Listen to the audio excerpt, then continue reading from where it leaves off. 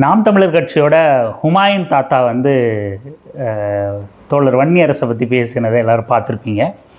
நம்ம ஏற்கனவே சொன்ன மாதிரி கொஞ்சம் உடல்நிலை சரியில்லாததுனால உடனுக்குடன் பதிவு போட முடியல. இருந்தாலும் நம்ம சீமான் தாத்தாவோட சிஷ்ய பிள்ளை ஹுமாயூன் தாத்தா பேசினதுக்கு நம்ம எப்படி பதில் கொடுக்காமல் இருக்க முடியும்? பார்த்தீங்களா, எல்லாத்தையும் நல்லா பேசியிருக்காரு. நல்லா டைமிங்கில் ரைமிங்கில் சூப்பராக இருக்குது. ஒரு முறை பார்த்துட்டு வந்துடுங்களேன். சீமான் திரள்நிலை வாங்குறது தான் தப்பு. பனைமரம் படுத்துக்கிட்டா பன்னி குட்டி தாண்டி குதிக்குமா? யோ வன்னி குட்டி, போனியா அமைச்சர் பதவி வாங்கினியா, 5 வருஷம் இருந்தியா, செட்டில் ஆனியான்னு போயிட்டு அடிக்க கூடாதுன்னு பாத்துக்கிட்டு இருக்கோம். அல்ல கைகளை அடிக்கிறதுக்கு வரதில்ல. உனக்கெல்லாம் முதலாளியா இருக்கிறான்ல. பாத்தீங்களா, பஞ்ச் டைலாக் மாதிரி இருக்குல்ல. பனைமரம் படுத்துக்கிட்டா பன்னி குட்டி தாண்டி குதிக்குமா? எவன் எழுதி கொடுத்த டைலாக்டா இப்படி பேசிட்டு போகிற அப்படின்னு பார்த்திபனோட படத்தில் வசனம் வரும். அந்த மாதிரி எவன் எழுதி கொடுத்த டைலாக்கியா தாத்தா, ஹுமாயூன் தாத்தா? என்ன இது, பனைமரம் படுத்துக்கிட்டா பன்னிக்குட்டி தாண்டி போகும் அப்படின்னு சொல்லிட்டு. பனைமரம் படுத்துக்கிட்டு இருந்தால் பன்னிக்குட்டி தாண்டி தான் போகும். சில நேரத்தில் சீமானே செனப்பண்ணி மாதிரி ஃபுல் குடி குடிச்சிட்டு சட்டையெல்லாம் கழட்டி போட்டு செனத்தவளை மாதிரி செனப்பண்ணி மாதிரி படுத்து உருண்டுக்கிட்டு இருக்கிறத நாங்கள் கேள்விப்படுறோம். நாங்கள் பார்க்கல, கேள்விப்படுறோம்.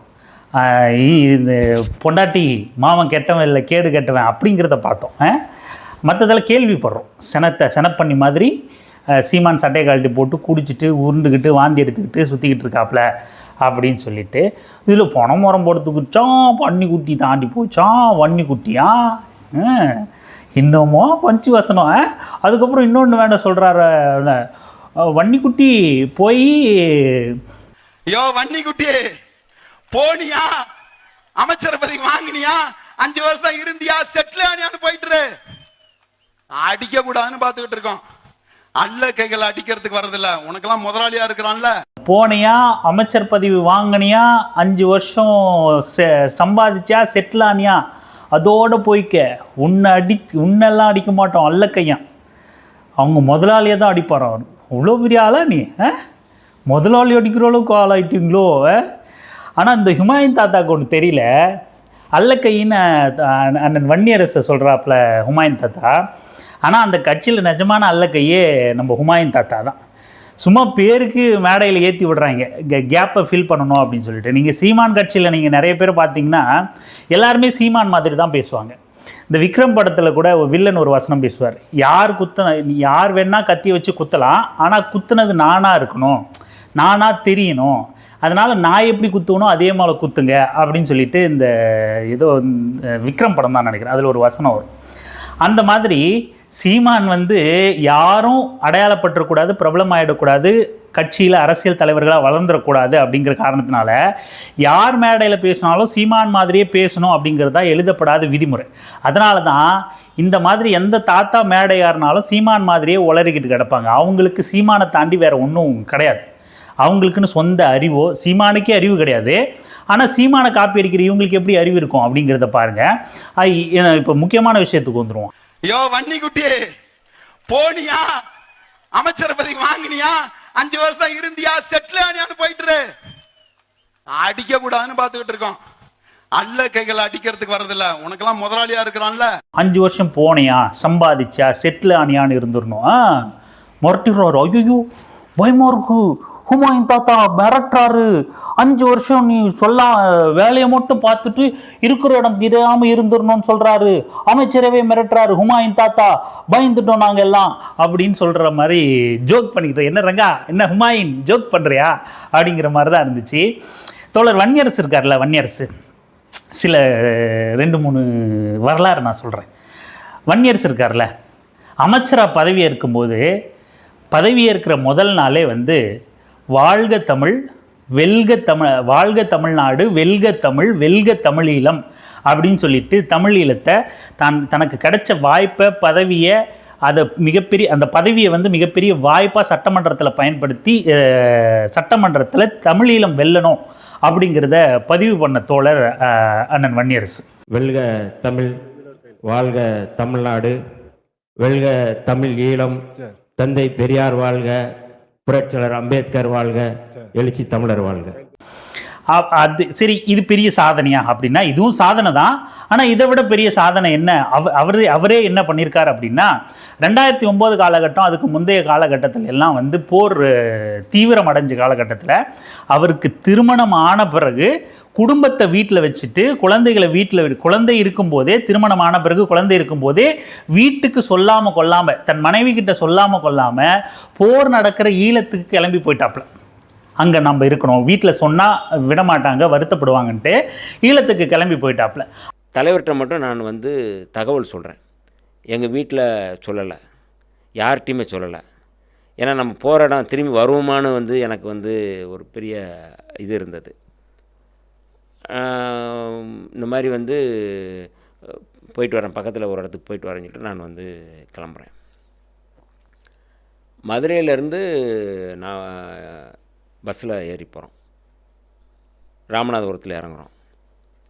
ராமநாதபுரத்தில் இறங்கி ராமேஸ்வரம் போகணும். ராமேஸ்வரத்தில் போட் இருக்குது. அங்கே போய் போர் நடக்கிற சூழலில் இருந்து அங்கே போரில் பாதிக்கப்பட்டவங்களுக்கெல்லாம் உதவி பண்ணிட்டு கூடவே இருந்தும் கூட அங்கே இருக்கிற புலிகள் வந்து இல்லை நீங்கள் கிளம்புங்கன்னு வலுக்கட்டாயமே அவரை அனுப்பிச்சி விட, இசைப்பிரியாவுடைய கணவர் ஸ்ரீராம் அவர் வந்து இந்த மாதிரி வந்து அவங்கள அனுப்ப சொல்லிட்டார், தலைவர் நீங்கள் வந்து கிளம்புங்க அப்படின்னு சொல்லி சொல்கிறார். அப்போ நான் சொன்னேன், எல்லாரும் இடம்பெயர்ந்து போகிறாங்க, எல்லாருக்குமான என்னவோ அது எனக்கு இருக்கட்டும், நான் வந்து போகலை அப்படின்னு சொல்லி நான் வந்து சொல்கிறேன். முடியுது, நானும் இருக்கிறேன் அப்படின்னு சொல்லி சொல்கிறேன். இல்லை உன்னை வந்து அனுப்பி சொல்லிட்டாங்க, நீ கிளம்ப அப்படின்னு சொல்லி சொல்கிறாங்க. அப்புறம் நான் வந்து வண்டியை அவங்களோட வந்து காரில் ஏறிட்டு அழைச்சிட்டு வந்து வேறு ஒரு வேன் லைனை ஏற்றி விடுறாங்க. அதுக்கப்புறம் வெளியேறி வராரு. அதன் பிறகு அந்த தருணத்துலையோ இல்லை அதுக்கு முந்தைய தருணத்துலையோ அந்த மாதிரி ரகசியமாக ஈழத்துக்கு போயிட்டு வரும்போது காவல்துறை வந்து அண்ணன் வன்னியரசை வந்து என்கவுண்டரில் சுட காத்துக்கிட்டு இருந்துச்சு. ஆனால் அவங்க கண்ணிலேருந்து தப்பிச்சு பொழைச்சி வந்தார். அதே சந்தர்ப்பத்தில் அந்த பொழைச்சி வந்த அண்ணன் வன்னியரசு என்ன பண்ணார்னா, அங்கே வந்து கள்ளத்தோணியில் வரார், ரொம்ப கடுமையான பசியில் வரார், சாப்பிட டீ குடிக்க கூட காசு இல்லை, பிச்சை எடுத்து ஈழத்துக்காக தன்னை அர்ப்பணித்து சாக போய் வேற வழி இல்லாமல் வந்து தப்பி பிழைச்சி வந்து இங்கே வந்து அந்த ஈழத்துக்காக தன்னை தியாகம் பண்ணிக்கிட்ட அண்ணன் வன்னியரசு பிச்சை எடுத்து டீ குடிக்கிறார். அந்த அளவுக்கு தியாகத்தை பண்ணவர் அண்ணன் வன்னியரசு. யோ வன்னி குட்டியே, போனியா அமைச்சர் பதவி வாங்கினியா, 5 வருஷம் இருந்தியா, செட்டில் ஆனியான்னு போயிட்டு அடிக்க கூடாதுன்னு பார்த்துக்கிட்டு இருக்கோம். அல்ல கைகளை அடிக்கிறதுக்கு வரதில்ல, உனக்கெல்லாம் முதலாளியா இருக்கிறான்ல. அது மட்டும் இல்லாம அவர் சொன்னார்ல, நீ செட்டில் ஆயிடுவ, போய் செட்டில் ஆயிடு, 5 வருஷம் அமைச்சரானியா செட்டில் ஆனியா பார்த்துக்க அப்படின்னு சரக்கு போட்டு வளர்ந்துட்டு இருக்கல. அவருக்கு 5 வருஷம் இது வந்து பெரிய செட்டில் ஆகக்கூடிய லைஃபு, பெரிய வாய்ப்பு அப்படின்லாம் அவர் பெருசாக இதை கருதுறதே கிடையாது. பெருசாக நம்ம செட்டில் ஆகிடணும் அப்படின்னு கிடைக்கிறதில்ல. ஏன்னா ஈழத்துக்கு போகும்போதே தான் சாகத்தான் போகிறோன்னு முடிவு பண்ணிக்கிட்டு போன அண்ணன் வன்னியரசு திரும்ப வந்து இந்த போராட்ட களங்களில் தீவிரமாக ஈடுபட்ட அவர் வந்து எல்லா சந்தர்ப்பங்களையும் அவர் சொல்கிறது என்ன தெரியுமா, இந்த லைஃபே எனக்கு எக்ஸஸ் ஆன லைஃபு, ஏன்னா நான் அப்போவே செத்துருக்க வேண்டியவன், அப்போவே செத்துருக்கணும். அதுக்கப்புறம் ஆயுள் சிறைவாசியாக சிறைக்கு உள்ள போனேன். இந்த மாதிரி எல்லா வாய்ப்புகளையும் மீறி நான் வெளியே வந்து வாழ்ந்துகிட்டு இருக்கேன், இந்த போராட்டத்தில் ஈடுபட்டுக்கிட்டு இருக்கேன், மக்களுக்காக வாழ்ந்துகிட்டு இருக்கேன். இது எனக்கு உபரியான வாழ்க்கை, எக்ஸஸ் லைஃப்னா தெரியுமான்னு தெரியல ஹுமாயூன் தாத்தாக்கு. அதனால உபரியான லைஃப், இது எனக்கு எக்ஸ்ட்ரா கிடைச்ச லைஃப் தான் இது. அதனால் இன்னும் தீவிரமாக மக்களுக்காக இயங்கணும்னு நினைக்கிறேன் அப்படின்னு இயங்கக்கூடிய ஒரு தலைவராக அண்ணன் வன்னியரசு இருக்கார். வாய்க்கரிசி போட்டு கட்சி பணிக்கு வந்தது மட்டும் இல்லாமல் நிஜமாவே வாய்க்கரிசி போட ஈழத்துக்கே போன தலைவர் தான் அண்ணன் வன்னியரசு. அது பிறகு தப்பிச்சு காவல்துறையோட நெருக்கடியெல்லாம் மீறி வந்து பிச்சை எடுத்து திரும்பவும் எக்ஸஸ் லைஃப்பை மக்களுக்காகவே அது போகட்டும் அப்படின்னு அர்ப்பணித்து வாழ்ந்துக்கிட்டு இருக்கிறவரை 5 வருஷம் வந்தியா சம்பாதிச்சியா அப்படின்லாம் தாத்தா பன்னிக்குட்டி பஞ்ச் டைலாக்கு இதெல்லாம் நீ குடிச்சு போட்டு செனப்பண்ணி மாதிரி படுத்து உருண்டுக்கிட்டு இருக்கிற சீமான்கிட்ட போய் தாத்தா பேசுங்க. ஹுமாயூன் தாத்தா, மாண்புமிகு அமைச்சர் வன்னியரசுக்கிட்ட கொஞ்சம் அடைக்கி வாசிங்க தாத்தா, அவர் நிஜமான போராளி. அவர் ஈழத்துக்கு போய் களத்தில் போர் உச்சகட்டமாக இருந்தப்ப, களத்துக்கு போய் சாக போனப்ப, தோழர் வன்னியரசு சாக போனப்ப உன்னோட சீனியர் தாத்தா சீமான் தாத்தா என்ன பண்ணிட்டு இருந்தார் தெரியுமா, ஈழப்போர் உச்சகட்டத்தில் இருக்கும்போது நடிகை கூட உச்சகட்டத்தில் இருந்தவன் தான் சீமான். இது யாராவது கட்டுக்கதையாக சொன்னாங்களா? அந்த நடிகையே சொன்னது தான் இது. இப்பேற்பட்ட கேடுகட்ட அயோக்கிய பையில இனத்துரோகி கூட சுத்திக்கிட்டு ஒரு ஈழ போராளிய, தமிழர்களுக்கான போராளிய, சாதி ஒழிப்பு போராளிய களம்தான் எனக்கு முதல், பதவியெல்லாம் ரெண்டாவது. இப்ப கூட எங்க தலைவர் வேணான்னு சொன்னா உதறிட்டு வந்துருவேன். தோழர்களே, சாதி ஒழிப்பு களமா அமைச்சரா என்றால் எனக்கு சாதி ஒழிப்பு களம் தான் முக்கியம். அதே போன்றுதான் உங்களுக்கும். தமிழீழ விடுதலை களமா அல்லது அமைச்சரா என்றால் தமிழீழ விடுதலை களம் தான் நமக்கு முதன்மையானது. தமிழ்நாட்டை பாதுகாக்க வேண்டும், தமிழ்நாட்டுடைய இறையாண்மை பாதுகாக்க வேண்டும் என்கின்ற களம் முக்கியமா, அல்லது அமைச்சரா என்றால் நமக்கு தமிழர் இறையாண்மை, தமிழ்நாட்டு இறையாண்மை பாதுகாக்கக்கூடிய களம் தான் நமக்கு முக்கியம். களமா, மக்கள் களமா, மக்கள் பணியா, அமைச்சர் பதவியானா எனக்கு மக்கள் பணி தான் அப்படின்னு சொல்ற தலைவரை பார்த்துட்டு பஞ்ச் டைலாக்கா ராசா பேசிக்கிட்டு இருக்க நீ? பஞ்ச் டைலாக்கு யோ வன்னி குட்டி, போனியா அமைச்சர் பதவி வாங்கினியா, 5 வருஷம் இருந்தியா, செட்டில் ஆனியான்னு போயிட்டு அடிக்க கூடாதுன்னு பாத்துக்கிட்டு இருக்கோம். அல்ல கைகளை அடிக்கிறதுக்கு வரதில்ல, உனக்கெல்லாம் முதலாளியா இருக்கிறான்ல, அடிக்க கூடாதுன்னு பாக்குறோம். விடுதலை சிறுத்தைகள் கிட்ட அடிக்க கூடாதுன்னு பாக்குறோம் அப்படின்னு வசனம் பேசிக்கிட்டு இருக்க நீ. விடுதலை சிறுத்தைகள் கட்சி நினைச்சா நாம் தமிழர் கட்சின்னு ஒரு கட்சியே இருக்காது, நடமாடவே முடியாது, ஜாக்கிரதை. விடுதலை சிறுத்தைகள் கட்சியில போய் பாப்பாவா, பேச தெரியாத பாப்பாவா அண்ணன் திருமாவளவன் இப்படி இப்படி மண்டையை ஆட்டிக்கிட்டு, விடுதலை சிறுத்தைகள் கட்சியில மேடை பேச்சாளரா வளர்த்து விட்ட கட்சி விடுதலை சிறுத்தைகள் கட்சி. ஒரு பாப்பா, மிட்டாய் சப்பி சாப்பிட்ற பாப்பா தான் சீமான்.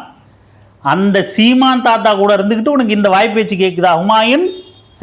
விடுதலை சிறுத்தைகள் கட்சியை பேசுறன்ற நினைப்போட பேசு, எச்சரிக்கையா பேசு.